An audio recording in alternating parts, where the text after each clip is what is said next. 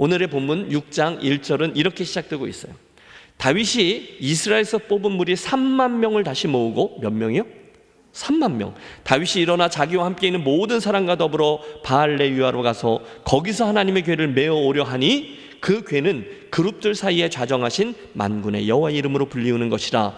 그들이 하나님의 궤를 새 수레에 싣고 산에 있는 아비나답의 집에서 나오는데 아비나답의 아들 우사와 아효가 그 새 수레를 모니라. 여러분, 자그마한 궤 하나를 옮기는데 몇 명이 동원됐다고요? 3만 명. 최선을 다하고 있는 거죠. 자, 이제부터 중요해요. 상상력을 동원해 보세요. 그들이 그 궤를 조심조심 옮겨서 새 수레에 싣고서 그 아비나답의 집에서 나오는데 갑자기 생각지도 않은 일이 벌어졌습니다. 6절. 그들이 나곤의 타작마당에 이르러서는 소들이 뛰므로 우사가 손을 들어 하나님의 궤를 붙들었더니, 여러분 무슨 이유에서인지 갑자기 소들이 막 뛰었고 수레가 기우뚱하면서 하나님의 궤가 떨어지려고 하는 거예요. 그 순간에 소래를 몰고 있던 우사가 어떻게 했다고요? 이 궤를 붙들었어요. 그러자 무슨 일이 일어납니까? 7절. 너무 심각한데 같이 한번 읽어보시죠. 7절. 여호와 하나님이 우사의 잘못함으로 말미암아 진노하사 그를 그곳에서 치시니 그가 거기 하나님의 궤 곁에서 죽으니라. 우사가 그만 그곳에서 죽임을 당했다는 거예요. 성경 공부를 하다가 보면 종종 이 우사 이야기에 대해 질문하시는 분들을 만나요. LA에 있는 유니온 교회에서도 백종근 집사님이라는 분이 저에게 물으셨어요. 목사님, 이게 도저히 이해가 안 갑니다. 아니 도대체 우사가 뭘 잘못한 거예요? 아니 그거 떨어지려고 하니까 붙잡은 건데, 아니 그럼 그걸 붙잡아야지 왜 그걸 안 잡아요? 이거 좀 너무한 거 아니에요? 라는 거죠. 왜 나한테 그래요? 그렇죠? 맞습니다. 저도 여러분도 그 이야기 속에서 꼭 빠져 있어요. 이게 도대체 뭐가 잘못됐냔 말이에요. 분명히 7절에 보면 우사가 뭔가를 잘못했기 때문에 죽임을 당했다고 되어 있거든요. 그런데 구체적으로 무슨 잘못인지 나오진 않아요. 모르겠어요. 땅이 좀 심하게 기울어 있었다든지 큰 돌뿌리에 바퀴가 걸려서 그랬는지, 소가 무서워하는 쥐가 이렇게 나타났는지는 모르겠는데 소가 날뛰었고 수레가 기울면서 이 궤가 떨어지려고 한 거예요. 만약에 여러분이 우사라면 그걸 보면서 미끄러지네, 떨어지네 이러시겠어요? 당연히 얼른 붙잡죠. 우사가 그 일을 맡은 사람이었거든요. 자, 여기에 저와 여러분의 궁금함이 자리합니다. 도대체 우사가 왜 죽은 것일까요? 하나님이 왜 거기서 우사를 치신 것일까요? 말씀드린 대로 성경은 더 이상 대답하지 않습니다. 그러면 우리는 두 가지 중에 하나를 택해야죠. 할 수 없다, 천국에 가서 물어봐야지 하고 거기 서든지, 아니면 성경에 이와 연관된 말씀들을 찾아서 나름대로의 이유를 추론해 보든지 그래야 합니다. 그런데 오늘 우리는 이 후자의 방법을 택하려고 해요. 여러분, 도대체 하나님은 왜 우사를 치신 것일까요? 죽은 우사의 모습을 통해서 그분은 우리에게 무엇을 말씀하려고 하시는 것일까요? 우선 이 이야기에 대해서 유진 피터슨 목사님이 써놓은 의견을 들어보는 것은 참 유익할 것입니다. 그분은 이 상황을 이렇게 설명해요. 수세기에 걸쳐 그리스도인들은 우사가 죽은 이유에 대해서 여러 가지 상상력을 발휘했는데 그중 반복해서 등장한 한 가지 통찰이 있다. 즉, 주제넘게 하나님 관리 책임자 행세를 하려 들면 죽게 된다는 것이다. 우사는 하나님을 상자에 넣어두고 가두고 세상 오물이 묻지 않도록 하나님을 지킬 책임이 자기에게 있는 양 나서는 사람이다. 교계를 살펴보면 저급한 죄인들과 무죄한 대중들로부터 하나님을 보호하는 것이 자신의 천명인 줄 알고 사는 남녀들이 끔찍하게 나타난다. 이게 무슨 얘기인가 하면 이 우사가 마치 자기가 하나님을 책임지려고 나서는 그런 사람들의 전형이라는 거예요. 자기에게 이러저러한 주도권이 있다 생각하고 자기가 하나님을 소유한 사람처럼 설치는 이라는 겁니다. 자, 이쯤에서 그가 죽을 수밖에 없었던 이유 두 가지를 생각해 보죠. 첫 번째, 우리가 본문에서 발견하는 우사의 실수는 저가 맨 처음부터 하나님의 방법을 따르지 않았다는 것입니다. 거기 있어요. 민수기 4장에 보면 하나님은 법궤를 운반할 때 이렇게 하라고 되어 있습니다. 행진할 때에 아론과 그 아들들이 성소와 성소의 모든 기구 덮기를 필하거든 고핫 자손이 와서 맬 것이니라. 그러나 성물은 만지지 말지니 죽을까 하노라. 다시 말해서 하나님의 궤는요, 사람의 손으로 만지면 안 되는 성물이었어요.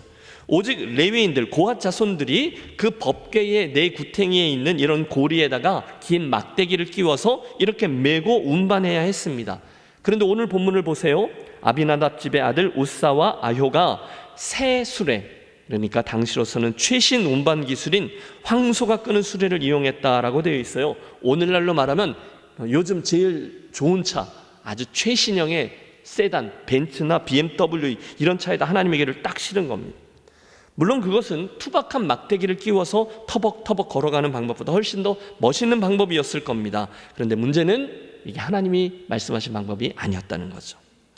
자세히는 모르겠어요. 그런데 2절을 보시면 다윗이 거기서 하나님의 궤를 메어 오려 하니 이렇게 되어 있거든요. 그러니까 다윗은 처음에 하나님의 궤를 그 방법대로 그렇게 하려고 했을지도 모르겠어요. 그런데 막상 아비나답 집에 갔더니 벌써 그 집 아들인 우사하고 아효가 새 수레에 하나님의 궤를 싣고 이제 딱 나서는 준비를 마치고 있었을지 모르겠어요. 그러니까 분위기를 깨고 싶진 않으니 다윗과 그 무리들이 여러 가지 악기로 찬양하고 연주하고 그러면서 이 행진을 돕게 된 거죠. 그런데 그게 문제였습니다. 목적은 좋았어요. 그런데 방법은 옳지 않았다는 거예요. 이 점을 우리가 주목해야 합니다. 오늘도 우리는 뭔가 좋은 목적을 위해서라면 그 수단은 어느 정도 좀 무시해도 된다라고 생각하는 경향이 있습니다. 이걸 실용주의적인 사고라고 말하죠. 그래서 늘 결과, 생산되어진 것이 중요시됩니다. 뭔가 결실이 좋아야 돼요. 뭔가 생산품이 있어야 돼요. 최고의 것으로 우와 뭐 이런 프로덕트라고 하잖아요. 뭔가가 나오면 그 과정은 조금 맞지 않고 어리숙해도 짐짓 무시하며 진행하곤 합니다. 우와 이런 좋은 결과가 있었잖아. 이게 실용주의의 특징이죠. 그런데 언제부터인가 이 생각이 교회 안에도 들어와 있습니다. 이유를 막론하고 어떻게 해서든지 교회를 키우고 사람이 많이 모이는 교회를 만들면 그게 좋은 거라고 생각합니다. 물론 말로는 아니라고 하죠. 정석대로 해야 합니다라고 말하지만 행동은 그렇게 할 때가 많이 있어요. 절대로 오해하지 마십시오. 우리는 하나님의 축복으로 구원받은 이들이 많아지는 것을 부인하지 않아요. 그러나 그런 영적으로 이분들이 구원돼서 영적으로 재생산되어지는 것이 목적이 아니라 단순히 교회 성장을 위해서 수단과 방법을 가리지 않고 어떻게 해서든지 일단 커지고 보자, 몸집을 불리고 보자라고 그리고 나서 생각하자라는 왜곡된 동기로 이 일을 진행하면 안 된다는 거예요. 여러분 지금 제가 좀 개념 있는 목사인 척 하려고 그러는 게 아니에요. 폼지려고 하는 게 아니라 우리 모두에게 이 분별력이 분명히 있어야 된다는 말씀을 드리는 거죠. 여러분 주님의 몸된 교회가 왜 있습니까? 우리 교회가 왜 있어요? 물론 우리들의 구원을 위해서 있죠. 그 구원의 축복을 우리가 누리고 또 그 구원을 영위하기 위해서 있습니다. 그러나 그게 끝이 아니죠. 주님이 명령하신 대로 이 구원의 놀라운 소식, 이 복음이 다른 이들에게도 전달되어 그들도 그 축복에 이르게 하는 것까지가 복음의 완성이요 우리 교회의 존재 이유인 줄로 믿습니다. 여러분 동의하시죠? 구원을 우리가 누리는 것뿐이 아니라 그 구원을 전달하는 것까지 이 둘의 밸런스가 굉장히 중요하다는 거예요. 그런데 그 순간에 잊지 마셔야 되는 것은 그 영혼 구원 그 자체가 하나님의 목적이지 교회를 키우는 수단이 되어서는 안 된다는 거예요. 편법은 금물이라는 거예요. 그리고 교회가 잘 세워지고 하나님 나라가 확장되는 일은 시간을 들여서 정석대로 해야만 합니다. 다시 우사에게로 가보실까요? 도대체 이 일이 어디서부터 잘못된 것일까요? 첫째, 그들은 하나님이 정해놓으신 방법이 아니라 그 당시 새롭게 개발된 신식 방식, 사람들에게도 실용적으로 보이려고 더 매력적으로 보이려고 애쓰는 새 수레라는 방법을 사용했기 때문입니다. 이게 첫 번째 문제였어요. 하나님의 방법이 아니었다. 두 번째, 더 중요한 이유도 있습니다. 그것은 여러분 이 본문에 나오는 우사의 죽음이 그의 무너져 있는 내면 세계와도 아주 밀접한 관련이 있다는 겁니다. 오늘 7절을 보십시오. 하나님이 우사가 잘못함으로 말미암아 진노하사 이렇게 되어져 있거든요. 우사의 잘못함으로 인해서 화가 나셨다는 거예요. 그런데 영어 성경 NIV를 보면 이것을 irrelevant act, 즉 적절하지 않은 행동이라고 번역하고 있어요. 그날 우사가 행동했던 그 행동은 하나님 앞에 적절한 행동이 아니었다는 거예요. 특별히 우사가 언약궤가 쓰러지려고 해서 그걸 딱 붙들었더니 할 때 이 붙잡다라는 히브리어 단어가 아카츠라는 말인데 이것은 그 안에 소유의 개념이 들어있는 붙잡다라는 단어였어요. 예를 들어서 여기에 이건 이제 교회 컵인데 제가 이건 내 건데? 라고 확인하고 내 거 이러면서 탁 붙잡을 때 그때 사용되는 동사가 이 아카츠라는 거예요. 그 동사에서 파생된 명사 아쿠자가 기업 또는 재산이라는 거거든요. 내 거. 그러니까 우사가 그렇게 소유권을 의식한 채로 언약궤를 붙잡은 거예요. 그러니까 법궤가 쓰러지려고 할 때 우리 집 법궤가 떨어지려고 하네? 그러면 안 되지? 그리고 붙잡았다는 거예요. 이상할 것도 없습니다. 왜냐하면 그 법궤는 늘 자기 집에, 늘 거기 있었던 게 맞아요. 자기가 어릴 때부터 늘 자기 집에 있었던 거예요.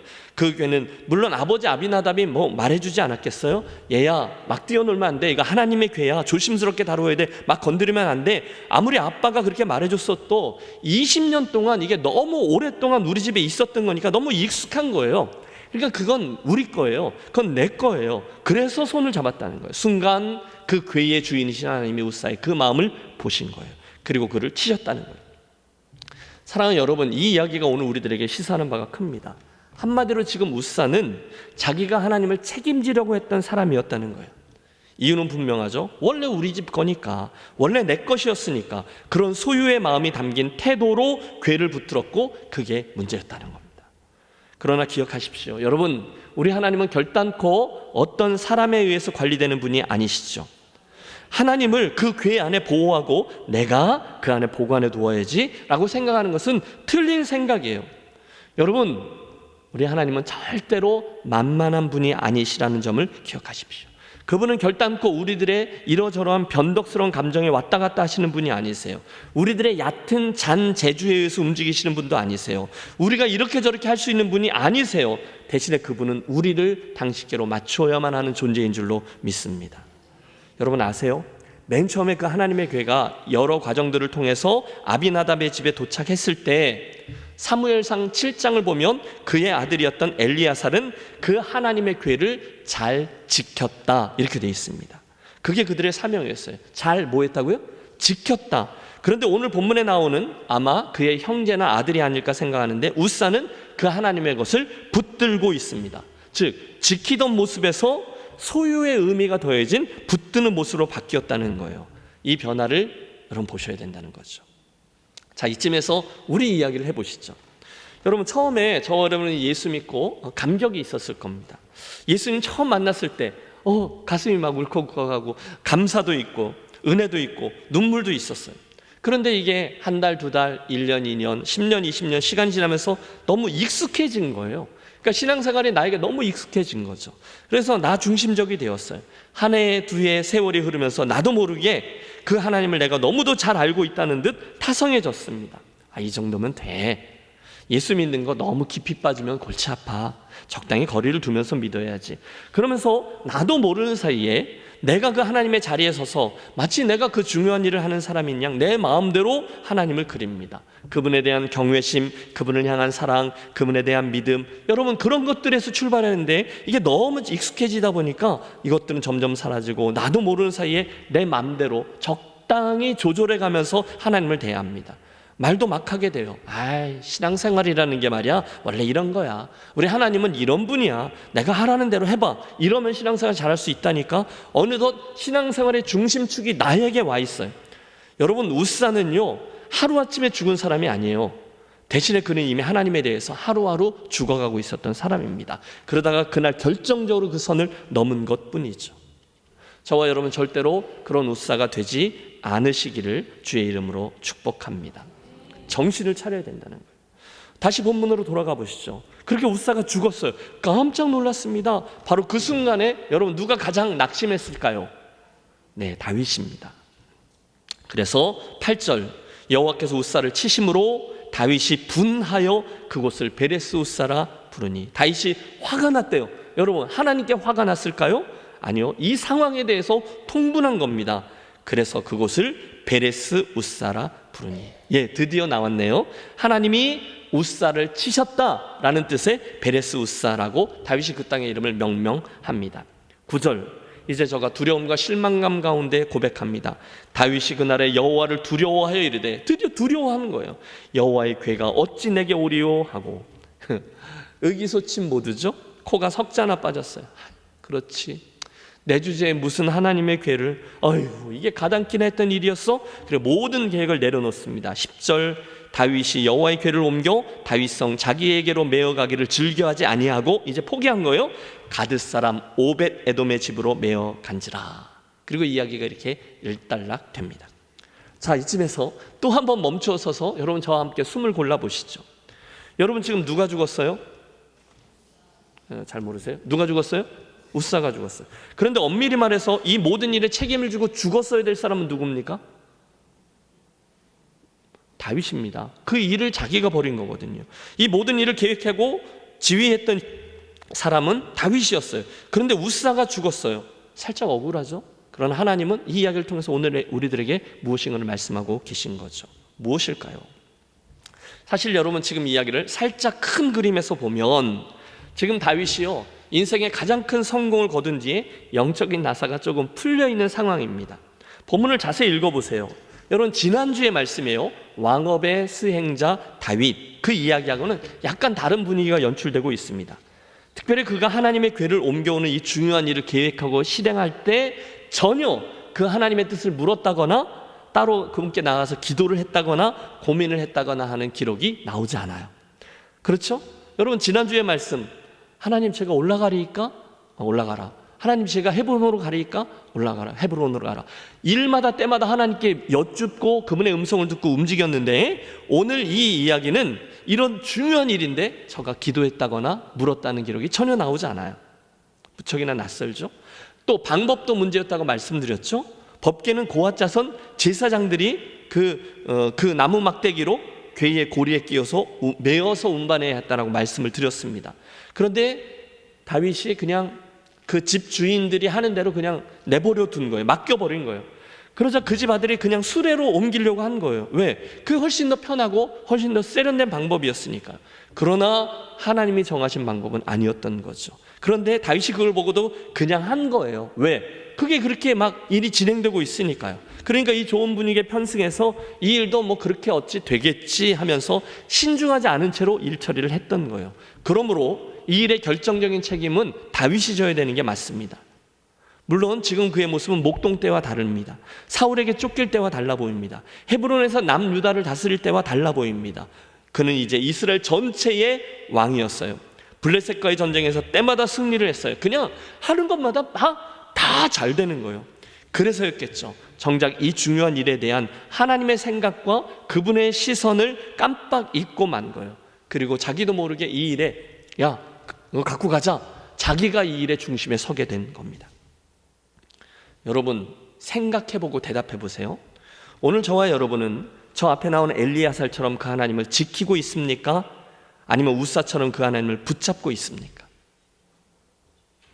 저와 여러분은 그 하나님을 경외하며 두려움 가운데 대하고 있습니까? 아니면 너무 친숙하신 그분이라고 생각해서 내 마음대로 쉽게 좌지우지할 수 있는 분이라고 대하고 계십니까? 오늘 우리들 믿음의 태도를 돌아보아야 돼요. 혹시 오늘 우리들의 영적인 긴장감이 좀 풀려있지는 않으세요? 혹시나 이것저것이 좀 잘 되어져 가고 있는 것, 또는 뭐 교회가 평안한 듯해서 하나님을 조금 덜 기억하고 그냥 조금 덜 내 생각과 내 경험과 내 판단만을 가지고 이 길을 걷고 계시지는 않습니까? 또는 반대로 이것저것이 잘 안 돼서 그것들에게 눌려서 하나님보다 그 일 자체에 우리들의 시선을 더 두고 있지는 않습니까? 함께 기억하겠습니다. 우리의 하나님은 우리가 그렇게 대하면 안 되는 분이십니다. 그분은 하나님의 괴와 같이 늘 우리 앞에, 우리 가운데 계셔야 하는 분이세요. 그분은 엘로이, 보고 계신 하나님이고, 그분은 임마누엘, 우리 가운데 거하시며 우리와 동행하신 하나님이시고, 그분은 엘로힘, 언제나 우리 생의 모든 것에 주권을 가지신 창조주 하나님이세요. 전능하신 하나님이세요. 그러니까 그분을 늘 의식하며 조심스레 걷는 게 맞다는 거예요. 자, 이제 본 이야기의 마지막 장면이 되겠네요. 놀라운 일 하나가 관찰됩니다. 보십시오. 그날 다윗이 두려움과 실망감 때문에 법궤 가져가기를 단념했지만 일단 그 궤가 오벳 에돔이라는 사람의 집에 들어가자 하나님이 그 집을 축복하셨다는 거예요. 여러분 이건 굉장히 의미심장합니다. 하나님의 방법을 무시하는 이들에게 하나님의 임재는 충돌이에요. 죽음이에요.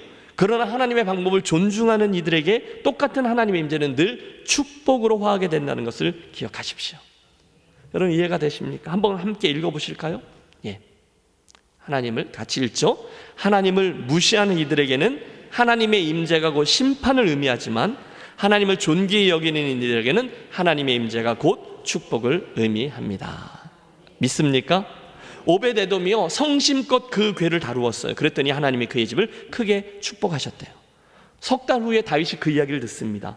비록 지난번 다윗은 실패했지만 이제는 다시금 하나님의 은혜를 사모합니다. 12절, 어떤 사람이 다윗 왕에게 아뢰어 이르되 여호와께서 하나님의 괴로 말미암아 오베데돔의 집과 그의 모든 소유에 복을 주셨다 한지라 다윗이 가서 하나님의 괴를 기쁨으로 메고 오베데돔의 집에서 다윗성으로 올라갈세. 할렐루야. 여러분, 그 3개월 동안 다윗이 별 생각을 다 했겠죠. 내 의도가 불손했나? 왜 우사가 죽어야 했나? 도대체 뭐가 잘못된 거지? 그리고 한순간 그것을 깨닫습니다. 방법이 잘못되었었구나. 괴 자체가 잘못이 아니라 그 괴를 향한 나의 방법과 태도가 잘못되었구나. 이제 그는 율법이 명한 방식 그대로 가서 그 괴를 메고서 하나님의 도성으로 올라옵니다.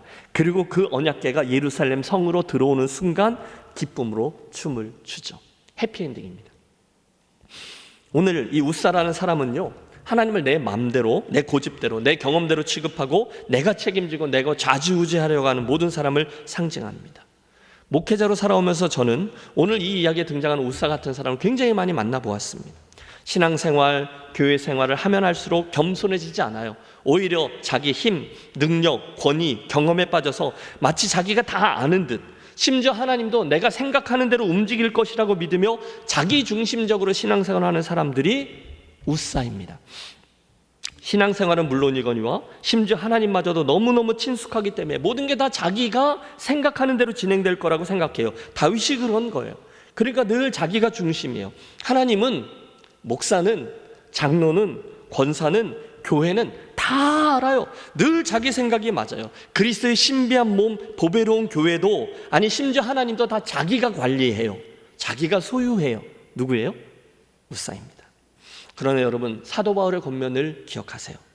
그러므로 나의 사랑하는 자들아, 너희가 나 있을 때뿐 아니라 더욱 지금 나 없을 때에도 항상 복종하여 두렵고 떨림으로 너의 구원을 이루라. 뭐라고요? 두렵고 떨림으로 너의 구원을 이루라. 사도 바울 그 자신이 그랬어요. 그는 항상 이랬습니다. 함께 읽겠습니다. 빌립보서 3장 12절. 내가 이미 얻었다 함도 아니요 온전히 이루었다 함도 아니라 오직 내가 그리스도 예수께 잡힌 바 된 것을 잡으려고 달려가노라. 그는 한 번도 다 이루었다, 나는 여기까지, 난 이제 졸업생이다, 내가 다 안다, 그러지 않았어요. 그게 맞아요. 그래서 사도 바울은 그 놀라운 일들을 경험했음에도 불구하고 결단코 우사가 되지 않을 수 있었습니다. 권합니다. 사랑하는 성도 여러분, 혹시 요즘의 믿음 생활에 혹시 그런 우사의 모습이나 태도가 살짝이라도 내가 나를 알잖아요, 느껴진다면 얼른 비상등을 켜십시오. 잘 들어주세요. 오늘 우리가 대하는 이 베레스 우사라는 말은요, 원어로 페레스, 즉 치다예요. 우자, 즉 힘과 능력과 위엄이라는 뜻이 합쳐진 말이에요. 그래서 베레스 우사라는 말은 하나님이 그날 자기의 힘과 능력과 위엄을 하나님보다 더 귀하게 여기는 일을 치셨다, 이런 뜻이에요. 그런 이들의 인생은 반드시 베레스 우사가 된다는 거예요. 하나님이 주인이라는 거죠. 그러므로 오늘 이 설교의 결론은 자연스럽게 이렇게 귀결됩니다. 아니요, 베레스 우사는 된다는 거예요, 안 된다는 거예요? 베레스 우사 안 된다는 겁니다. 오히려 그 베레스 우사를요, 내가 하자는 거예요. 여러분 인생의 여타한 부분 가운데 하나님보다 더 귀하게 여기는 힘, 하나님보다 더 귀하게 여기는 능력, 하나님보다 더 귀하게 여기는 권리, 이런 게 있으면 하시라도 그것이 무엇이 되든 하나님이 치시기 전에 내가 먼저 쳐내야 할 줄로 믿습니다. 내가 먼저 베레스 우사를 하는 거예요. 그래야 내가 베레스 우사를 당하지 않을 수가 있는 거예요. 바라기는 이 아침에 너무너무 궁금했던 이 우사 이야기 통해서 선한 도전을 받으시고, 그래서 내 생각과 내 경험과 내 방식대로가 아니라 하나님의 방식대로 이 믿음의 길을 가고, 중간중간 그런 생각들이 내 머릿속에 꽈리를 틀기 전에 하나님보다 내가 먼저 그것들을 베레스 우사 시킴으로 말미암아 일평생 그분의 마음에 합한 그리스도인의 길을 걸어가는 저와 여러분이 되시기를 축복합니다.